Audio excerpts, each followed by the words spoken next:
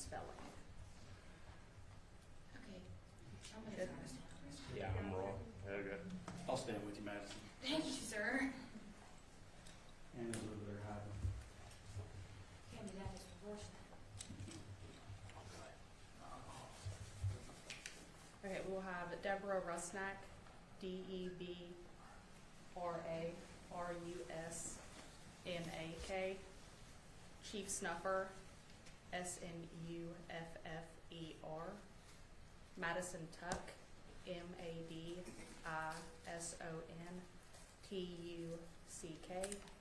and Chris Krivoniak, ChrisKrivonyak.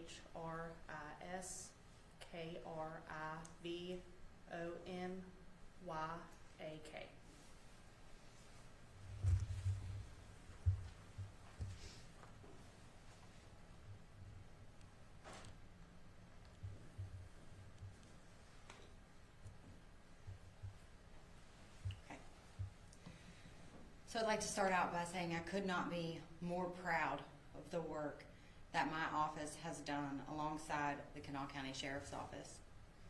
Today, Judge Akers sentenced Donald Lance to a term of up to 160 years and Jeannie Whitefeather to a term of up to 215 penitentiary.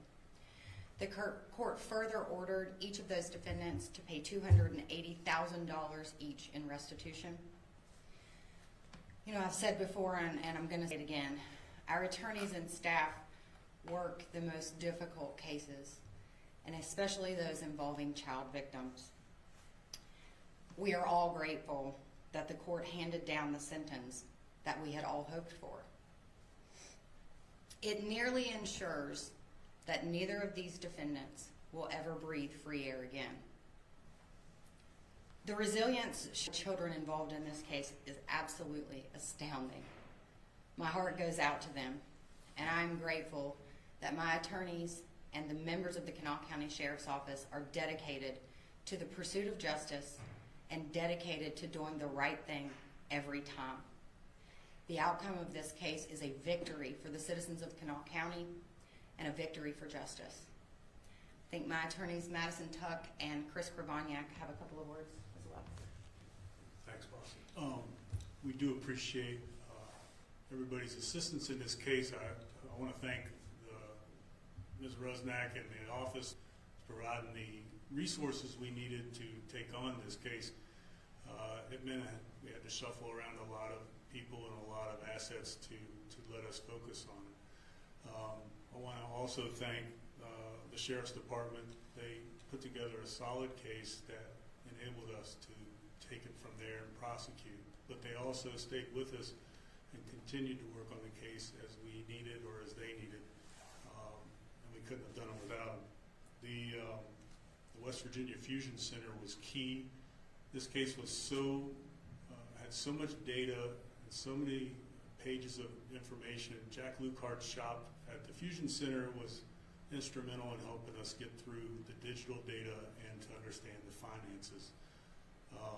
Also, Dr. David Clayman provided expert assistance, and we appreciate his help as well because we were dealing with kids and fragile kids at that, and he provided the guidance we needed to deal with them appropriately. So, thank you, everybody. One of the reasons why I decided to become an assistant prosecutor is because I wanted to help children. I am so grateful for the opportunity to work with the children in this case. They are so wonderful, so smart, so funny. They are going to do amazing things in this world, and I am so grateful to be a part of getting some semblance of justice for them after they experienced all of this that they experienced. And I am so grateful to Judge Akers for the way that she allowed the children to take their time and to give their victim impact statements in ways that suited each of them. And I will forever be glad that I was able to be a part of this. Chief Snuffer, I think we'd like to hear from you as well, please. Thank you all for coming. We're very proud of the work of our patrol division, our detective bureau. We work really well with the prosecutor's office. We have a good team. We're very, very happy with the outcome outcome of this trial. It was a very tragic thing for those of you that were following. There was some very tragic things that occurred to those children, and we're very happy with the Judge Akers' decision today, her sentencing. Thank you. I think we have time for a couple of questions, if there are any. Do you have just the children today? Today, the children are 18, 16, 13, and 10 years old. Do you have the names? She also had a letter today, so I don't know the names. She's 9 years old.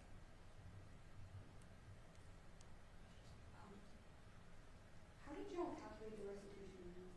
So by my calculations, and I can give a brief breakdown, each human trafficking count faces a 5 to 20-year prison sentence.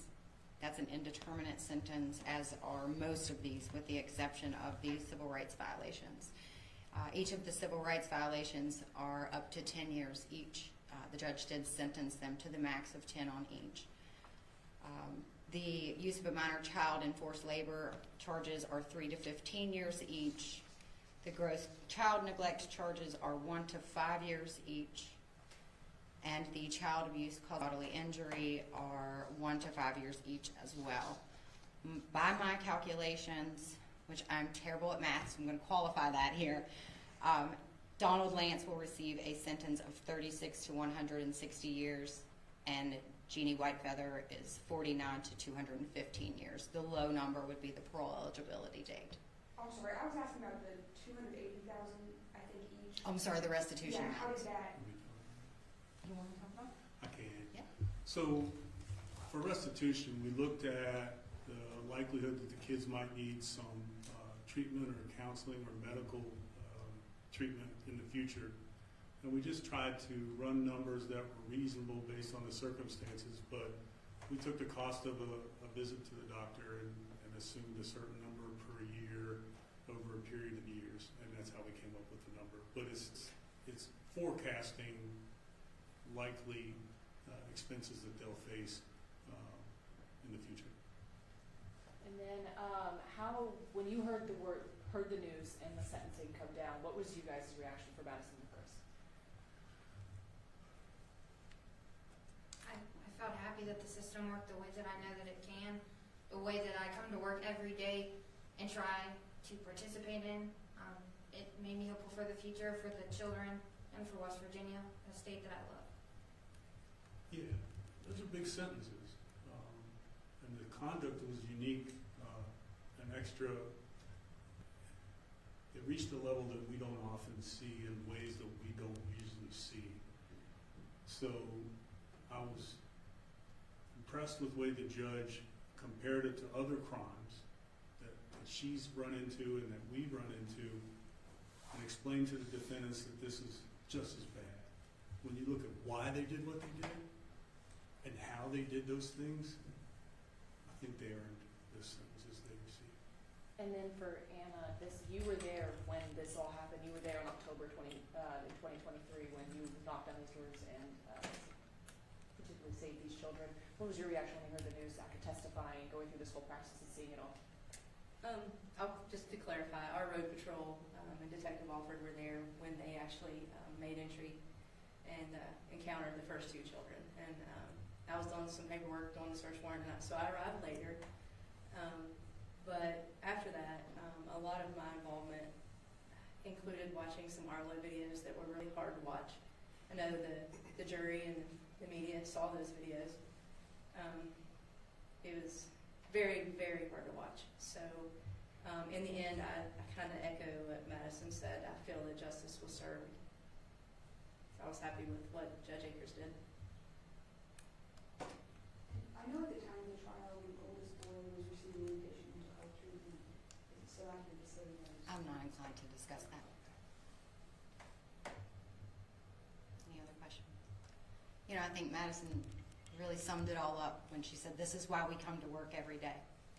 Because we care about this county, we care about the people in it. We don't care if we work nights or weekends. We don't care if it takes 24-hour work days. We will do what it takes to secure these types of verdicts, to make sure that we are protecting the people of this county. Thank you, guys.